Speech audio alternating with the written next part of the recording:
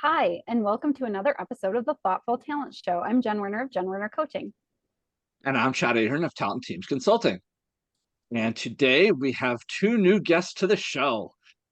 I am thrilled to introduce Jan Peters, Dr. Jan Peters, MBE, from England. She is a globally recognized inclusion innovator, building powerful teams and helping design solutions with people in mind. Love that. She owns and operates her coaching practice, Katalytik, and serves as a Royal Academy of Engineering visiting professor at the Engineering Design Institute in England.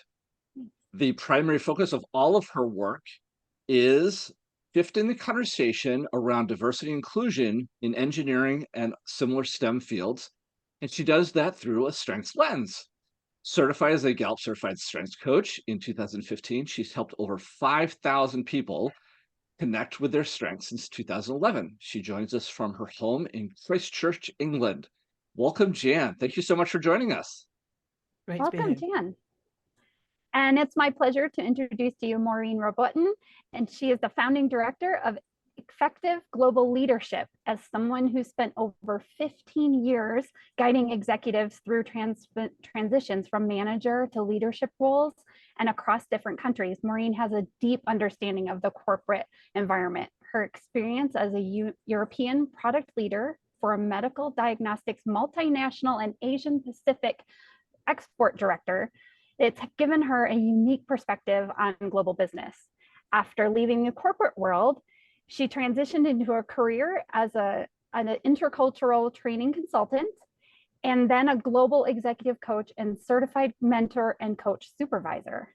With a foot in each continent, both France and the United States, she invites clients to stop, reflect, and focus on questions such as what needs to shift in me to bring out the best in others, and how can we build bridges across cultural, linguistic, generational, and gender divides. I love this. Her motto is born with talent, shaped by culture, stronger with strengths. Welcome, Maureen. Thank you, Jen. Glad to be here. Hi, Chad. Yeah. So I'm so excited to have you both on the show today. And so because we're going to talk about the CliftonStrengths talent theme of self-assurance, we brought you on because this is rather low for us. We'll talk about that in a second.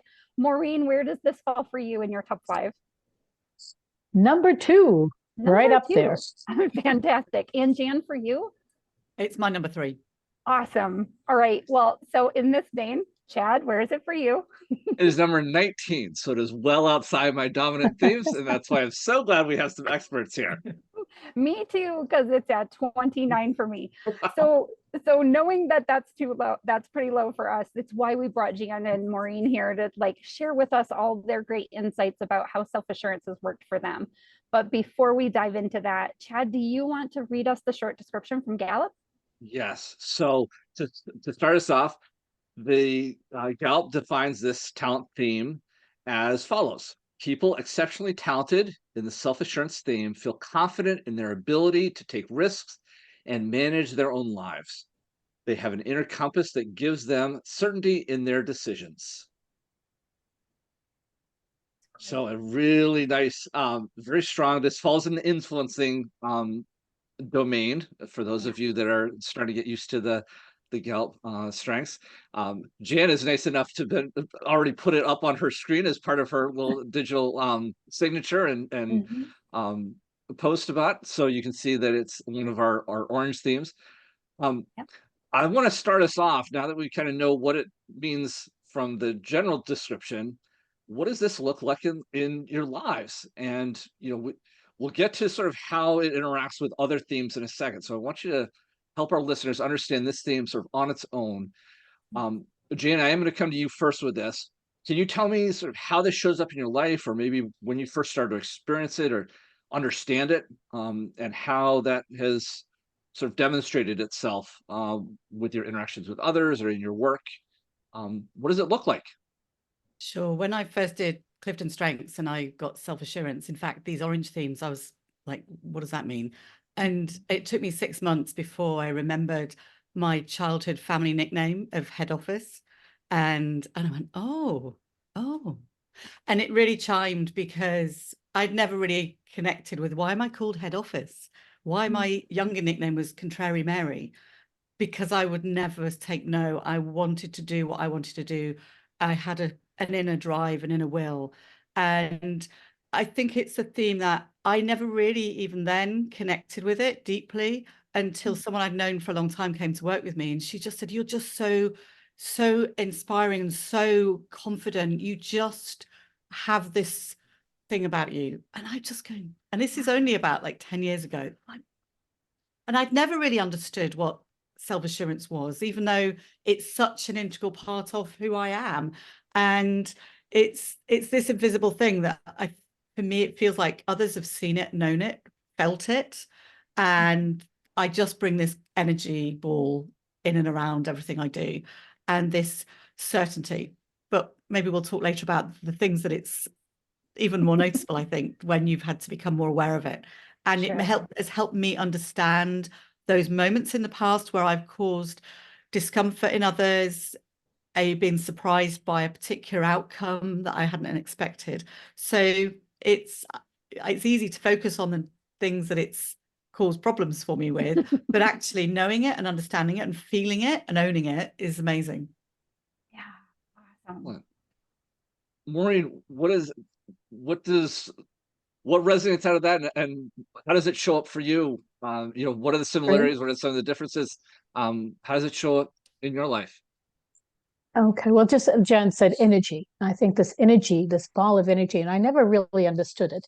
And I've done all sorts of personality assessments, which we do in the corporate environment. And I was always off the scale on resilience, strength, going forward. And an example was, I was in Boston and they said, oh, how would you like to go to France to install a CT scanner? And I said, sure, why not? Just be 3 weeks. Yeah, sure. I'd flunked French in high school. So there was, but I just picked up and I told everybody, I'm leaving, I'll be back. And then I went and I came back, not 3 weeks later, not 3 months later, 30 years later, and Wow. still there, off and on. So I think that's, and sometimes people confuse it with self-confidence. And I've learned that this self-assurance is how it's perceived by others more so. So I'm not always as confident as you think I am. But I just, my nickname was Wile E. Coyote. Just go, let's get it done. And maybe just one anecdote, when I was leaving the corporate world, they had a champagne party. Oh, we'll miss you, we'll miss you. Well, we won't miss your emails. Geez, when you make a decision, you are all in. And that's when I started in my first journey into CliftonStrengths, was realizing that when I made a decision, I got on the bus, drove it, but the bus was empty. But we'll talk about that later. Okay. Oh, wow.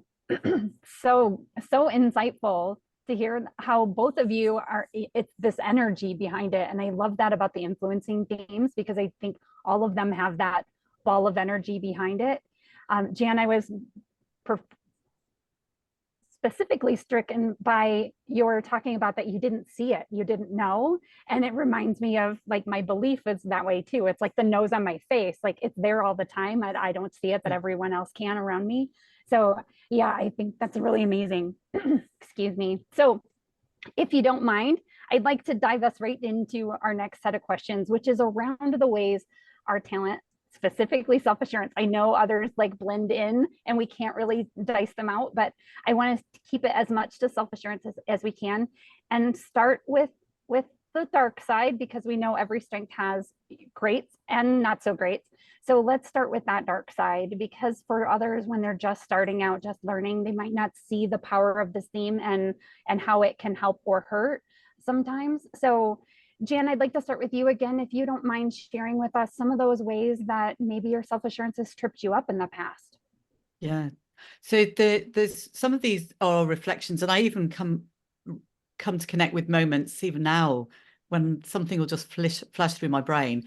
And I think one that really, I was at the first Omaha summit in the botanical gardens with another coach, having a chat on this bus that went round, and she was asking me about my strengths, and I was telling her stories of, she said, tell me things when things didn't go right. And I told her this story of this friend of mine who'd said, spoke up when I was trying to organize something. He said, we always do what you want.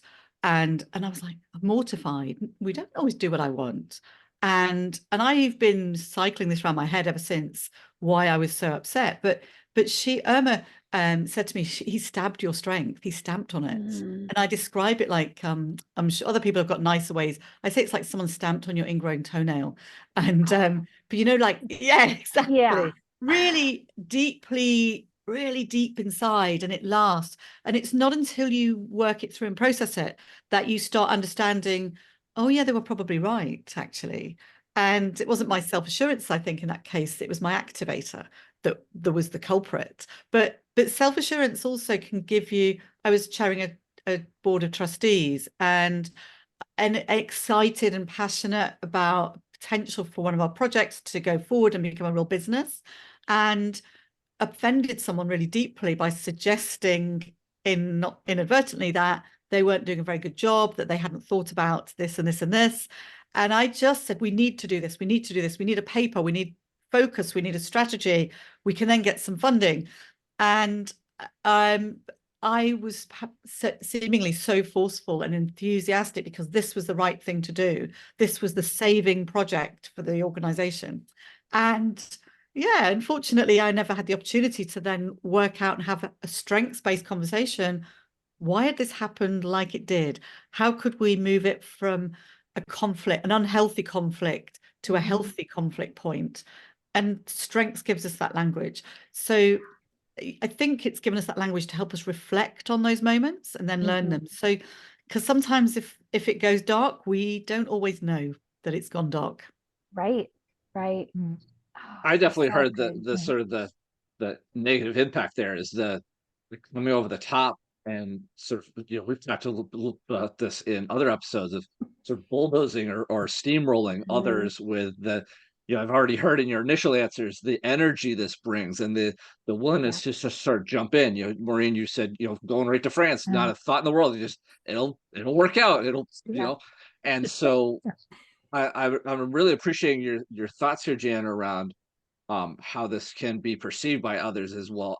You know, we're just going to go, and I don't care that you're going to be run over or offended. It's just this is the right thing to do. And so anyway, I really appreciate you highlighting that. Right? Not that you wouldn't care, but that you didn't notice. Right? Yeah, exactly. Right. So That's the important thing. And then when you do know that somebody's been upset, offended, hurt, etc. I don't know about you, Maureen, but I'm just mortified, absolutely devastated to think that I've caused anybody any upset. Yeah, and I think that's the key of that dark side of it. So if you don't mind me chiming in for a second, go for it. It's the learning part of it was that I intimidated others, and that wasn't it. I would walk into the room and people say, "Whoa, you've got this. You know, I can see you. Wow, that way you walked in here," and I was like, "But I walked in because I didn't compare myself with anybody else." That's what self-assurance is I'm not in there and saying, am I number one or two, and I don't have any competition at all. I've got this. I'm winging it. I'm swinging it. I'm doing it, and it's going to get done. So that side of it, you know, I expect other people to trust me. So I think that where it's been detrimental is I'll walk into maybe HR and say, trust me, this program will be run like it should. Why don't you give us 9 to 9:15? No, just I've got it. And that is, as you said, Chad, the steamroller. And I don't mean it, you know, and I'm the first to pick up the marker when I'm in a team environment. I'm the first to run everybody over. But it's just because I just know where we're headed. We're here to do something. I don't know about you, but you know, I find I was moved in an organization to a different manager who was a micromanager. And I was like my early 30s. I knew my job. I'd been brought into the organization. And this guy started questioning and asking for evidence and wanted to have micro conversations about everything and anything. And it was just that the underlying message to me was he didn't trust me. And that was it, and in the end I left, of course. Yeah. And well, of course, that's what we do, and we don't know our strengths as we leave. And I think, you know, I work for a lot of United Nations Global Fund, et cetera, big bureaucratic organizations. And that's what I would do. I would want to leave, but I know that I have to dance with the way that they are, because they're not questioning my ability. They're just fitting into maybe a deliberative aspect of how to figure out their paperwork. And I'm thinking even like in that case, it could be like a overactive input, like wants to be involved, wants to have all of the information, needs to know sort of place. And how great is it that we have this language to be able to have these conversations now? And when we first start out, we don't even know that that's what we're doing, even though, like you said, like if you could go back, like you could have changed that situation or had that conversation to like deal with the conflict in the moment, but we just didn't know what we didn't know. And I think that's what's so great about understanding our strengths and being able to talk like this, is we can bring out all of those things that we need, that others need, where we come in conflict with one another and really make it something that works. Okay. We can laugh with the intensity also. Oh, with absolutely. Others, right? It's not about me, it's about that overdrive and that strength, Yeah. Right, absolutely. I want to come back to something Jan said, though, that really struck me is, you talked about micromanaging and the demonstration of sort of a lack of trust. And what I found really interesting about that is, we know that from all the research, micromanaging destroys trust in general, right? But what was really striking to me about what you said, Jan, is in relation to the self-assurance, it sort of stabs at that internal trust, your internal compass. And I think that's really an interesting idea for particularly people that are just learning their strengths. They're listening to this episode and just starting to understand their strengths. That place of taking the trust away from somebody that has self-assurance, it's going to interact differently than, say, somebody that interacts with me with high responsibility. I usually have I've got this sort of attitude, like, you've entrusted me to do this, I'm going to get it done. For you, though, I was reflecting back on the part of the short description where it says you have an internal compass that essentially directs you, or you know what to do. Maureen, you've highlighted this really well, of you just go and do, and I got this. you've got this. Right. Yeah. So it was really interesting to come hear you, Jan, talk about how that lack of trust really kind of offends or has a negative impact on the ability of your self-assurance to come through in its best form. So I wanted to highlight that real quick. And I think, another part of the dark side of that is about, and if this chimes with strategic, and I see a lot of people with strategic and self-assurance, and the dark side of strategic is failing to share what's the processes going on in your head. And then the dark side of self-assurance about that kind of like trust question is about it falls on those of us with self-assurance, is to communicate better what we think is right and why it's the right thing to do. And that goes back to what Maureen was saying, is I know the program, I'm going to run this. You don't need a detailed itinerary. I know what the program is going to look like. And so it's a great time between the two of you, and noting how this can go to that dark side pretty quick. Jen, I know you want to take us to the bright side of this, because there's so much great power in this. So I'm going to let you ask the next question. Yeah, so to Chad's point, I do want to hear about all the powerful ways that this has made your life and those around you, made the influence on others, because we know this influencing theme works for you, but it also works for others. So can you share with us and Maureen, I want to start with you this time. Can you share with us some of those examples of where your self-assurance just really shines and brings joy to you and others around you? It does bring joy to me. There have been so many benefits in my life, being, going to France. I mean, who would have thought that I would do that? Writing articles in a big publishing company here in the States. And they said, how would you like to write a book? And I said, sure. When would you like it?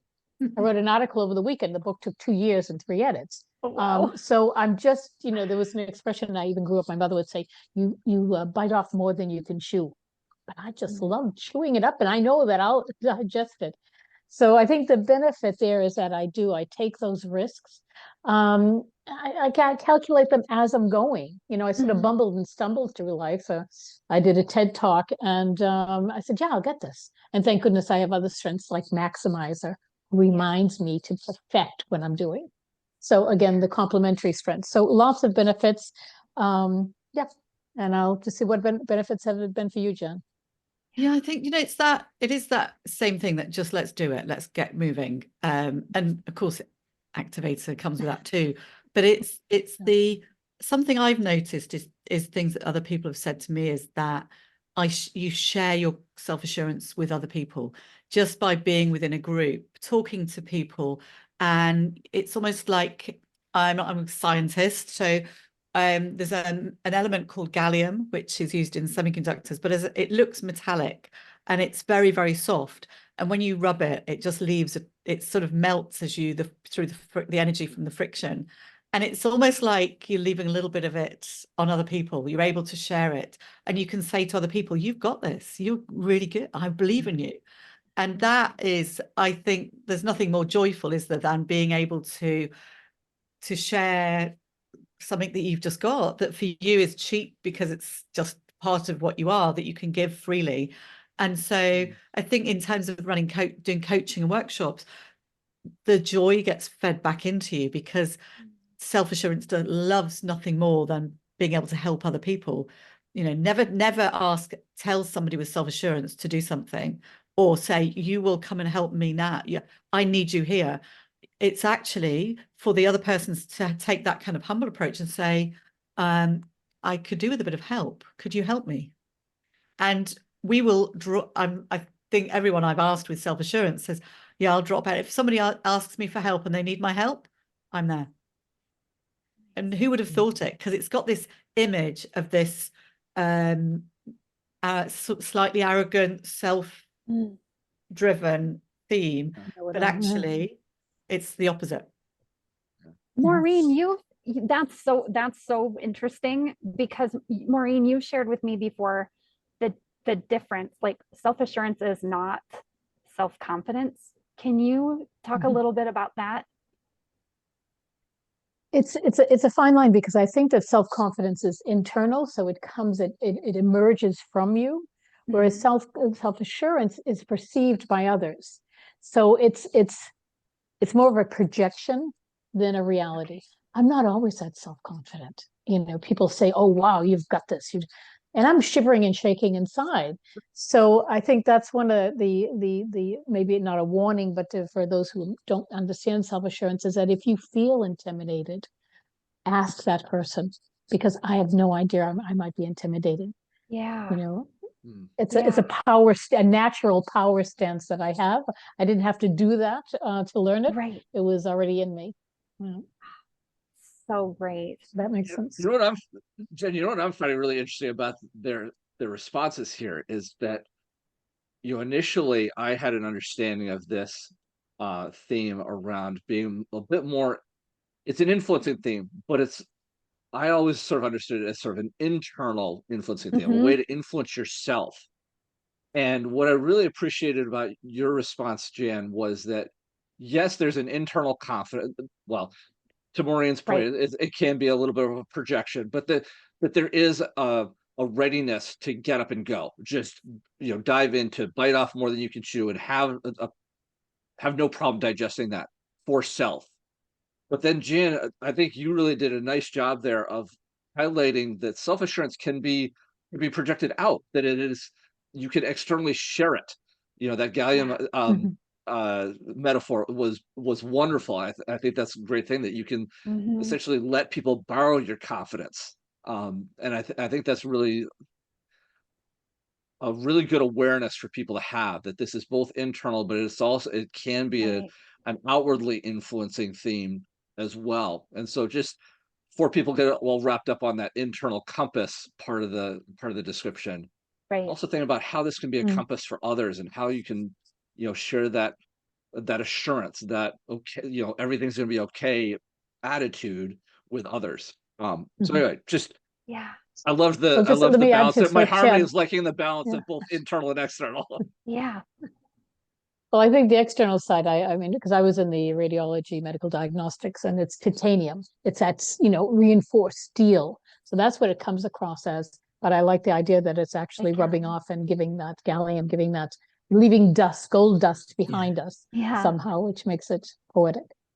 Well, and what I find really interesting, so Maureen, in working with you in the past, I felt that, like, I wasn't sure we had this, but I felt you had it. Like I wasn't sure where we were going, where exactly we were going to go, but knowing your strategic, your adaptability, you were so great at just moving with me and working with whatever it was I needed in that moment. I mean, I'm all these purple themes with my activator, so you knew I was going to go and then do it. But having you there to, like lend me some of your self-assurance, I wasn't ever unsure. So I just love that. Yeah, thank you so much, Jan, for that metaphor of the galleon, because that is what it felt like working with you in the past.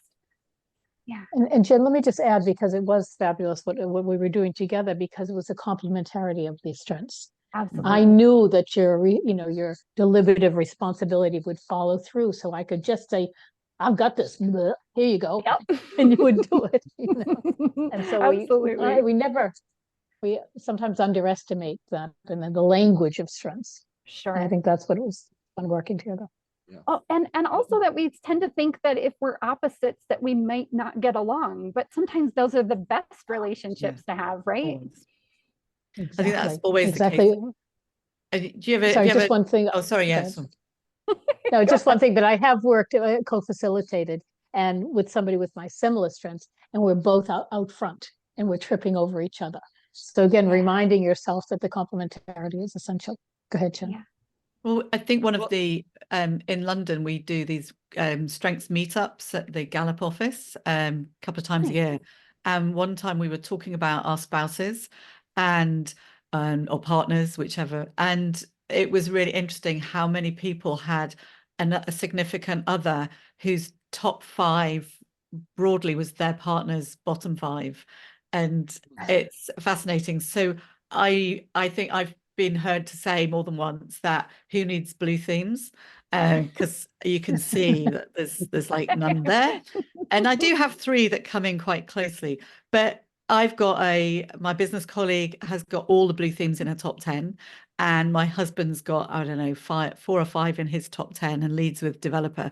And so it's that balance. And I've got my go-to people who do the deeper thinking.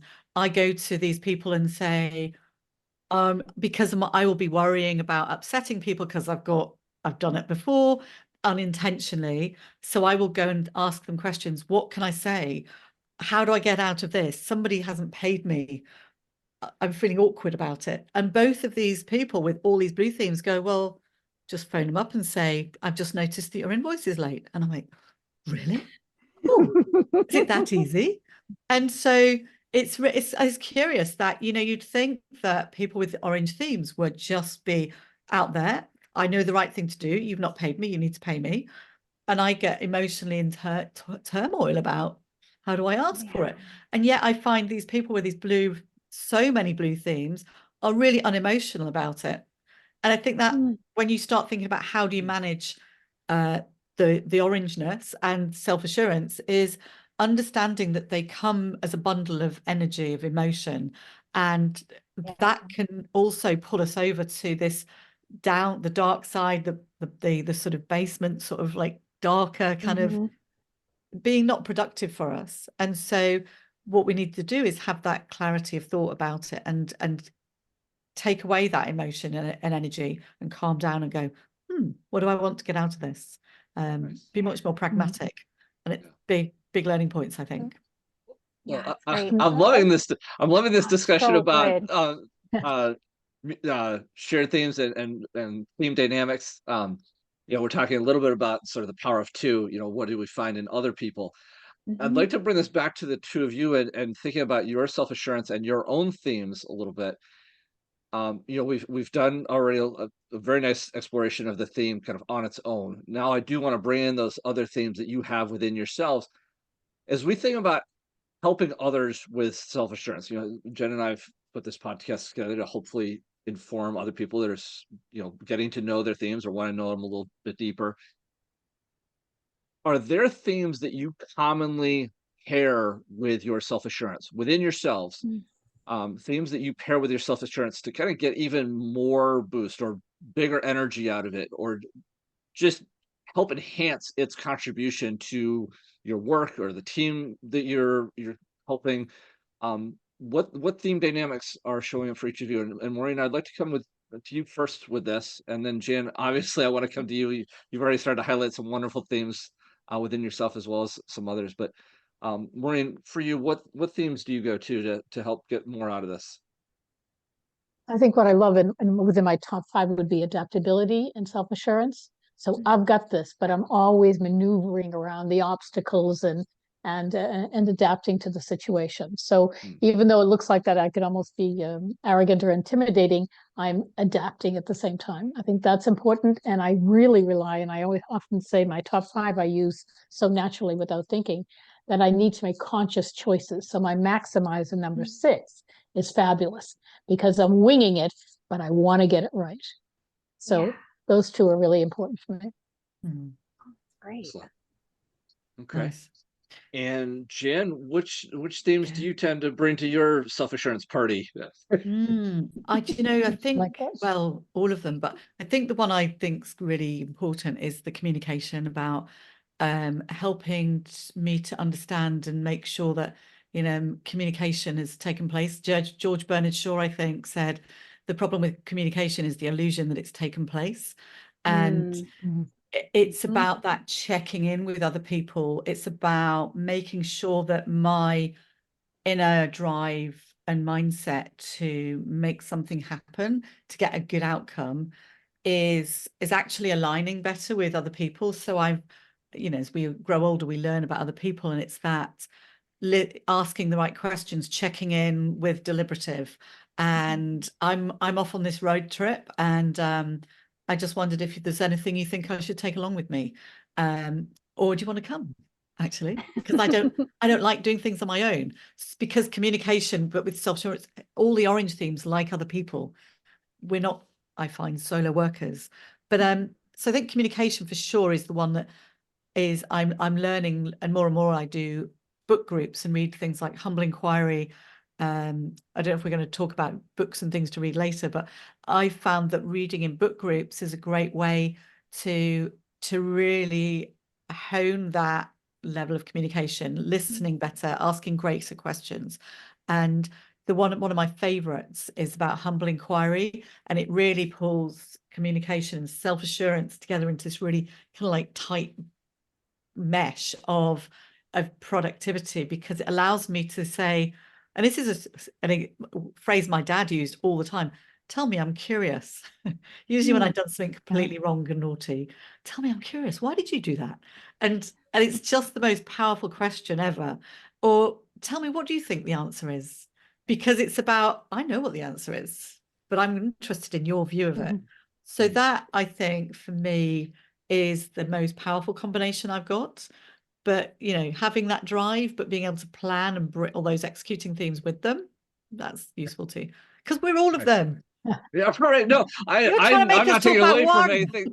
I'm not taking away from that. We are all of them. It's just helping others, as they start to learn and understand their version of self-assurance, be able to look to some potential role models and people that are still wrestling with this. I think that's another thing that Jen and I have discovered as we've done this series of episodes, is that even as coaches, we've been doing this for, I think you said 2011 is when you sort of started to get into the strengths community and then getting certified. You've been at this at least 10 years, and you're still working on your own self-assurance. And so just helping others say, oh, this is one pairing that this person is finding really helpful to get the most out of their self-assurance. And Maureen, this takes nothing away from you offering up adaptability. And I think in the past you've talked about your positivity and achiever and your maximizer. And so there are some other great combinations that just help others get more out of theirs. And so I really appreciate you sharing everything that you did, Jan. We are all of them, but it is helpful to know which ones to maybe start with, especially we're taping this just shortly after Gallup released the new top 5 report, and the theme dynamics are right there near the top of each page. And so we're just encouraging people to maybe look at, listen to this episode, go back to their reports and go, oh wait, I have self-assurance communication. Maybe that's a pairing I could put some initial effort into and find that that's really beneficial. But somebody else might, follow Maureen's path and go, oh, I have positivity and self-assurance. let me listen again to how she uses that, and then be able to go forward a little bit more confidently, but also with a little bit more insight into how to make the most of it. So I really appreciate both your contributions on that. I know Jen. I have one anxious thing to- I'd like to oh, share. sorry. Oh, sorry. Oh, And go I, ahead. That's a communication. Okay, ahead, Jen. so, well, I just wanted to ask Maureen because do you know we said at the beginning about self-assurance is almost this. It feels like quite an invisible theme in a way because it's this kind of inner certainty that's there. But I think it's really useful to be able to pair it and interrogate what is it like with. And I love your description about adaptability, about that, because you've got that inner certainty, but you will then flex and adapt to whatever is coming around to make it work. Do you think it is about, is it just a kind of wrong tint on my glasses when I think it's an invisible theme? It's hard to pin down. That's interesting. I think invisible themes are our top 5 to begin with because they're just so natural. And this is where I really need to make conscious choices. And I need to consciously communicate something that I don't do. I lead with the domain strategic thinking. Because you were mentioning something, Jen, about book groups, and I love to read. And actually, I basically slammed the door on a book club just because they paired with me somebody who happened to have, she was a new coach, not a coach, actually a facilitator. And she said, okay, we're going to run the next meeting and you will do this and you will do that. And no, that is not why I come to a book group. Right. And anyway, it was just amazing. So what I'm saying is that remind those who are facilitators not to tell high self-assurance people that they do this and don't do that. Okay. Or maybe command also. I mean, it might work together. But the thing is that this is why I so easily stepped away from facilitation and into coaching, because I knew I preferred that people ask me, what do you think? How would you do it? Where would you like to take us? And that is essential. And so often in facilitation, we do get into the teaching telling mode. So just a word of warning for those starting out. Oh, that's a great insight. I really appreciate that, Maureen. It absolutely is, because think of all the different ways that people are unheard and unseen, and the power of asking someone, what do you think? Or what do you want to do? So I absolutely love that, regardless of whether you have self-assurance or not. I don't think we should be forcing anyone or telling anyone exactly what they should be doing. We should be asking what way might work best for them. So yeah, great insights. Can I take us to the next question? Okay, I'm gonna. Yes, go for it. All right. So in our experience with clients, because we are all coaches and we have like a grouping of people that we've coached in the past. Have you noticed or witnessed any unique ways? So we've talked about how self-assurance looks with the two of you. I think having strategic high, having activator high, both of you have similarities around your self-assurance theme. But can you think of anyone you've coached in the past that maybe their self-assurance came out quite differently based on the blend that they have? Any thoughts on that? I think that working a lot with diversity and equity and inclusion, I always say it's the inclusion part that's a difficult part.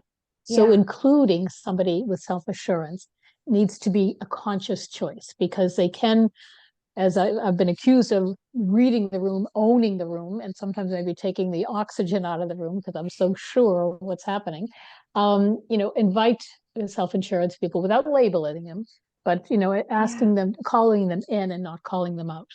Again, that whole idea of coaching them on how might, if you have their opportunity to have their strengths with you, how would your XYZ strength work with the self-assurance that you've got on this decision?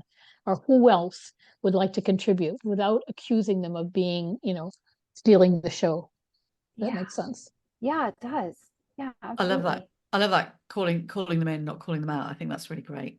And I think the other piece that we mentioned, I think Maureen mentioned it a moment ago, was about the ask and don't tell. And it's letting people come in when they're ready, because self-assurance, if it doesn't know or have a clear idea, can be quite passive and quiet, and the self-assurance itself will be quiet because it's not got enough information. It's not really sure. It doesn't really mind what the choice is. It just needs, depending on your other themes, it just needs it's actually, if it's not got a preference, then it doesn't matter. There is no drive there. It's when you know the thing to do, the drive steps in. Sure. So I mean, I think being able to recognize that self-assurance is not on 100% of the time. If it doesn't have a preference, or it doesn't know the right thing because there's too many choices, it won't really kick in, so it can be quiet. So sometimes asking people with self-assurance who don't seem to be contributing is, number one, don't assume that they're not interested, that they are disinterested. Don't assume that. They're almost moving towards the deliberative piece of just thinking, wonder what, not sure. And they're watching, listening, observing. And then when it suddenly they work out what is required, like Maureen said at the beginning. So don't assume there's disinterest if they're not participating actively. It doesn't mean there's not anything going on inside. Sure. And then it's letting them step in, or inviting them at the right moment. Have we got time for I've got a story of being on this team, senior tech team. You might tell me no. Can I just add one thing? Can I just add one thing to what you're saying there? Yes, Maureen. And it's just because I saw it on Gallup social media recently. Somebody said this person, pushed back, did not believe, would you coach him? And several coaches or facilitators said, no, I wouldn't go there, if that's his attitude or the person's attitude. But self-assurance has a tendency to say, I know, so therefore you can't teach me anything. And I love that when I have that in teams or in groups. I'm like, and what if you didn't know? Right. What and that inviting them to reflect. And it's sometimes you have to pierce the wall. So I just want to say, we tend to come with a wall of resistance. Don't stop there. If you can trigger us to reflect, it's really valuable. So that actually, with your story, Jan. I'm sorry, go ahead, Chad. No, I just want to build on what Jan and Maureen have just shared here, because what I'm hearing is that taking the time that they might not be, super involved or out front, like we've heard in the first part of this episode, is it almost sounds like time to calibrate that internal compass. It's taking that information in and calibrating it so that then there is a direction. Okay, now that it's calibrated, now I know the direction, and now I'm going to sort of step on the gas and go. You've talked about just this impetus to get going. If you know the direction, go for it. But so in addition, Maureen, your comment about piercing that seems to go to your previous points of invite them to share their thinking. What are they thinking about? How are they calibrating? And I'm going to kind of circle this all the way back to Jen's original question, which is, as you're thinking about different talent themes around this self-assurance, they're going to be calibrating on different things. If they've got relationship building themes, they're probably going to be calibrating a little bit more based on what are the relationships, who's going to be impacted, who else do we need to have in the room? Whereas maybe executing based individuals are going to be thinking a lot more about, okay, what are the actions? How am I calibrating about the order of actions, and then having the certainty to take action. Jane, you've already mentioned that a little bit. I think you highlighted your responsibility theme a little bit, knowing, I'm going to take these certain actions and the confidence to do that. So it's just what you shared was all really wonderful. I just want to bring in that sort of potential analogy that might help somebody, is that time taking, and I don't want to be speaking for you, but it was just something I was hearing as you were talking about taking that time to calibrate that internal compass that we highlighted at the beginning at the top of the show. It's just something I was taking away, and I other listeners may take away something different. I hope I'm not putting words in your mouth, but if you have a reaction or if you think I'm off base, please correct me. But I wanted to sort of reflect back what I was hearing. I think you're spot on. And some of my my best associates. In fact, there's 3 or 4 people I've worked with, and that we all do strength. Well, they don't all do strengths, but they all share input and intellection and deliberative, and in their I think most of them in their top 5, completely randomly. And they're amazing thinking partners. And that is, yeah, I love that in calibrating the compass. It's, yeah. I love that you just brought up those strategic thinking themes, because the one person that I coached that I like, their self-assurance was so very strong. I thought they had command. I thought they were, I thought it came from somewhere else until we got their talents. And then looking at them, their strategic, their input, their ideation, and I can't remember the other one. It was all 4 green, and then the self-assurance. And what I saw in that was really this, like, they had it all in their head. They knew what was going on. They knew where they were going to go, and they had this confidence about them. But Maureen, to your point, it was the inability to explain the steps. Like, they were already to Z or to Y or wherever, and they were really struggling with, how do I take all of this information I have to share and share it with other people? They had people behind them totally following, even though they didn't know where they were going and what was happening, but they had that ability to lead because they had that self-assurance. But they really struggled with how to get that information out and then share it. And I think it was that calibration they were, and now that we have that great word for it, I think it was that calibration of trying to figure out, like, how to get these pieces in the right place so that everyone could be on board and be comfortable. They were on board, not necessarily comfortable.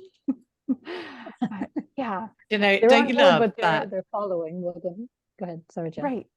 No, I'm sorry for jumping That, I've been using strengths now for like nearly 15 years, and how do you use and why would you use other strengths? And it's about spot on, Chad, calibrating it.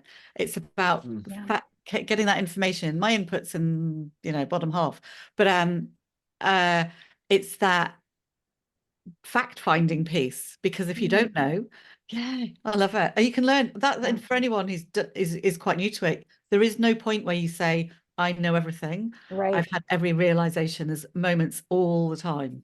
Yep, absolutely. And I just add, when I introduce myself to teams, I no longer tell you what I do or what I did, but more who I am. And that's my strengths. And I invite people, I give them the permission, if you find you're being intimidated by my drive, just let me know, because I can dial it down, because it just comes so naturally. And again, the beauty of the language, we are stronger with strength. So it's great that you talked about sort of introducing this to people and letting them sort of know what it looks like. And we've talked wonderfully about the theme.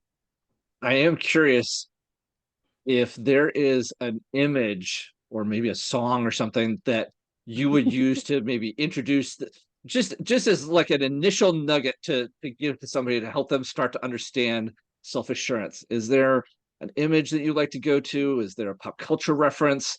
I know we've already talked about the gallium, but I'm just wondering if we move beyond maybe the periodic table. Are there other images that you'd share to introduce them?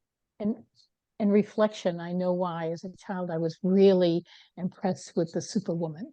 The Superman approach, or the superpower. Okay. It's just something I loved. I was attracted to, because it was a reflection of how my self-assurance probably showed up. Nice. Nice. I know. And Jan? The image I use to explain it to people is, I see myself as a kitten staring in the mirror. In actual fact, everyone else is seeing this lion in their looking out at them. It might be hungry, it might not. But I'm a little pussycat, which is exactly Maureen, about your if I'm coming across too much, just let me know. Yeah. Oh, I love that. And it's so funny. We had this conversation before, and when you said that to me, I was thinking back to the mini wheats commercials, like the adults eating the mini wheats and it's frosted on one side and not on the other, but they're like a little kid eating the frosted ones, but they're like in a grown-up suit. That's where I went with it, that you have those two sides of You really are the pussycat, but can be the lion. And that's where my mind instantly jumped when we had this conversation before. Chad, sorry. People see that lion or they Right, see that yeah. superwoman. So be kind to us, because you know what? we're not always as strong as we Right. come across. Yeah. Oh, I like that. Yeah. Chad, do you Those- have an We've got image it you anyway. use? This is actually the one episode I really struggled to come up with an image. I think it's because all of my influencing themes are really low for me to start, and so I don't connect a lot with sort of the influencing domain, in sort of a direct way. And so I really kind of struggled around coming up with an image for this one. So I'm just going to bathe in the beauty of the two images they've just given us. I'm going to stay out of this conversation. My mini wheats doesn't really fit in. I'll give you the okay. Well, I'll give you my Wile E. Coyote, because in French we say, beep, beep, here she comes. And I'm like, okay, slow me down. Who do I need to talk to? Oh, Make I sure love everybody's that. on the bus before I go. Yeah. Yeah. Oh, so good. Excellent. Jen, do you want to take us to our wonderful last question? Because I know that we've talked a lot about the individual. Yeah. Yeah. So let's bring this back to the team, in the team aspect of it. So as we think about how others can best interact with those who have self-assurance, what advice might you give to a team leader or a peer to help someone who has self-assurance, really bring out the best of their theme, like really offer the contribution to the team? So what's some advice you might give to someone who has self-assurance to bring it out? Well, sorry, I didn't say who. Jan, go for it. So when I think it's to invite people to say, what is it you would really like to do? What would you like to see happen? And it kind of like goes back to a time when I just finished doing a piece of work when this coach had introduced me to CliftonStrengths, and we'd come to the end of this pilot project that I'd been leading. And we went for a follow-on meeting with the guy who we were doing it for. And it was a pilot in an undergraduate program. And he said, what is it you think we should do next? And this coach, she said to me, Jan, just tell him. I know you want to. And and it was the first time in my life, I think, someone gave me permission to say they knew that I knew what I needed to be said. Mm-hmm. And I went, and I didn't know that I needed to say it, and I knew what I needed to say. And so there was a moment I just went, we need to do this and this and this. And it was like, oh, and that was an amazing moment of, yeah, like, oh, and I think that's when I really started connecting with self-assurance. So it's about, I think if you're in a team or a workshop and you know that somebody around the room is not participating, it's almost like they don't know they have it. And it's about giving them permission to own it. Nice. Yeah, I'd agree on that idea of giving them permission. I think that's really important. And working with teams, because I work with global teams, and that's the idea of culture being the environments in which we have learned to survive and thrive, is that we look at those layers and say, okay, how has this self-assurance been shaped over the experiences by living in different countries, speaking different language, etc. So I have to often work, because the teams, often we speak English in the room, and some of the monolingual people will just say, well, self-assurance and monolingualism, culture where I can and I'm strong and I'm the best, makes it even a bit more need of calibration, shall we say, because they think they're right. And so I often, in a team environment, say, why don't we go around the room and everybody introduce themselves in their native language? And you can see the self-assurance monolingual. Okay, why? Because you know what? We're all got layers of who we are. So the self-assurance is coming across, and it might be intimidating other people. So as a team leader, the team leader needs to also to calibrate and to include, or to tell the self-assurance, if it's an overdrive, the person driving with that, is to, we're really great, your participation has been so active. Who else would you like to join in on the discussion? Inviting them to give permission to somebody else to join in. Because if you tell them to sit down and be quiet, that's not going to happen. Sure. I don't know if that makes Yeah. sense. Yeah, like you said before, call them in, not call them out. Yes, call them in. Yeah. Right. It's Yeah, really so important good. because otherwise you'll get shut down. Oh, sure. And I think that's the biggest thing. And again, I do see on the Gallup social media people that seem to shy away from that. Maybe the high self-assurance don't, because with their other, strengths, they're questioning, they're pushing back. That wall of resistance is there for a purpose. Don't Mhm. shy away from it. And can I just pick up on Maureen? You Yeah. said about the piece you said about where there was self-assurance, but also if you've got somebody who's got self-assurance but has only just connected with it. We talked earlier about it being in our childhood and knowing that we evidently had it as we were youngsters. One of my most common questions in workshops is, oh, well, how early do strengths demonstrate themselves? And I will say, in my laboratory of 2 children, I can see clearly their strengths that I now know. Now, self-assurance is probably one of the most challenging themes to have as a child, because you're always being told what to do. And one of the things we really hate is being told what to do. And so depending on how challenging your childhood has been in terms of being told what to do, put in a box, being told to be quiet, being told to be shut up, as an adult, that strength may be with you, but it buried deeply in that sore box. It's been stamped on multiple times inadvertently by all those adults and teachers and people around you. And so helping somebody connect, you may come across people who cannot connect with it, but they've answered the questions because that's their innate response. Internal, and so yes. being able to help them reflect on it, and that will not be a short trip normally. I think it's about peeling back those layers we've talked about.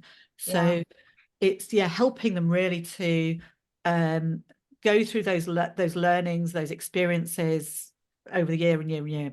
And I think being aware of that when people don't connect with it, that might be why. Yeah. That's really absolutely. important. I need to jump in, Jen, because that's Yeah, what go for shaped it. my culture is. And it's one of the discussions I have. We do narratives because I work with global leaders, and understanding, has it been suppressed or not? So I grew up in America, where in my family, big Irish Catholic family of 8, I was a key latch kid, so I could do whatever I wanted. My mother would say she'd have to tie me to the apple tree because I'd just go walking off. I'd just take a risk. I didn't know where I was going. So that, and then I come to France, which is very hierarchical and very structured, and and nobody asks, they just tell you what to do.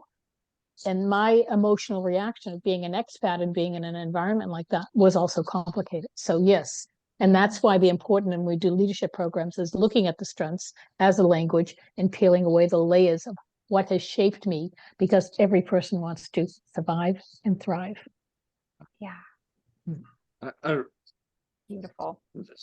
Both of you just really highlighted the need to invite. I'm really connecting. As I said at the beginning, this is my number 19. My influencing themes are relatively low, but the whole idea here of calling out, of inviting inviting the conversation versus calling out people. Why aren't you participating? Why aren't you contributing? And reversing, sort of switching the lens and make it more of an invitation.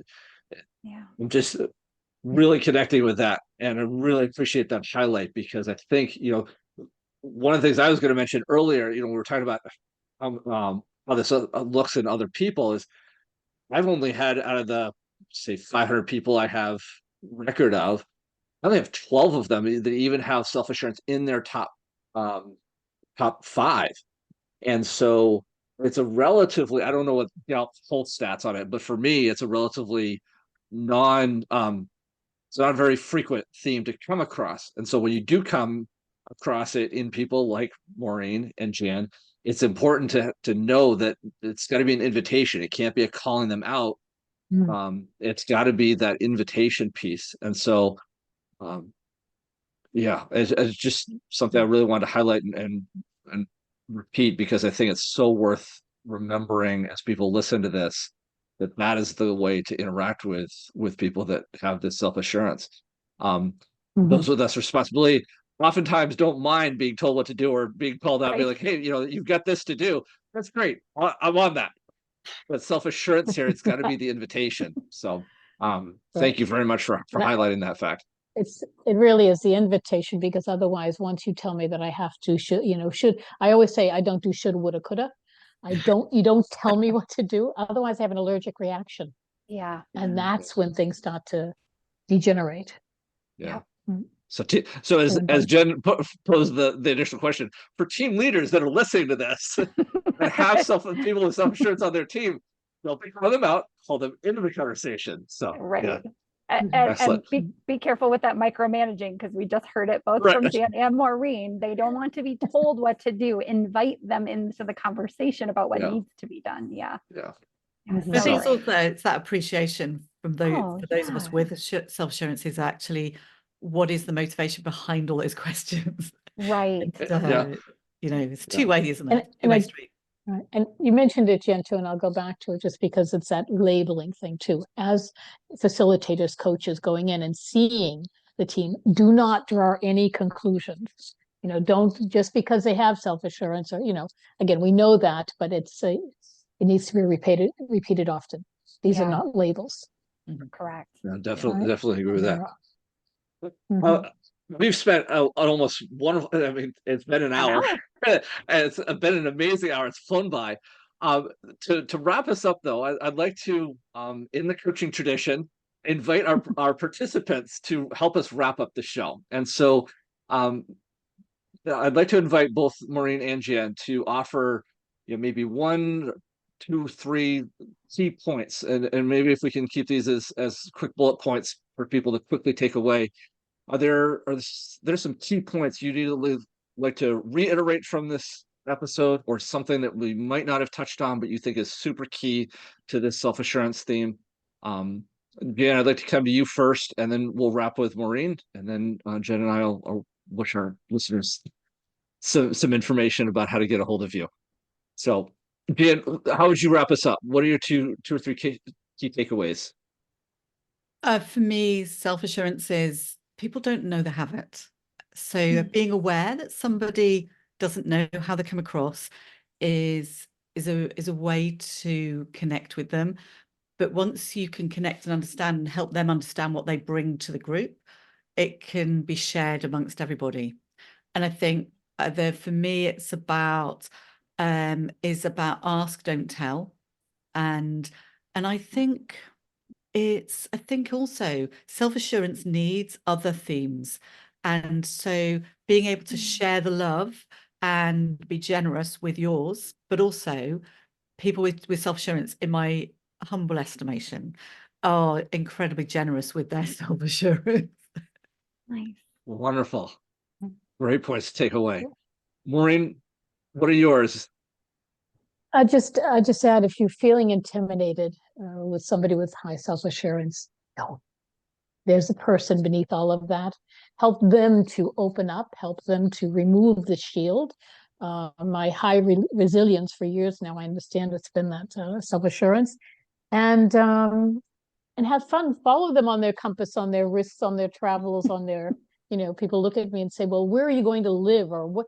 I don't know, just do it. I'll just, I'm happy when I get there, So I don't judge and don't label.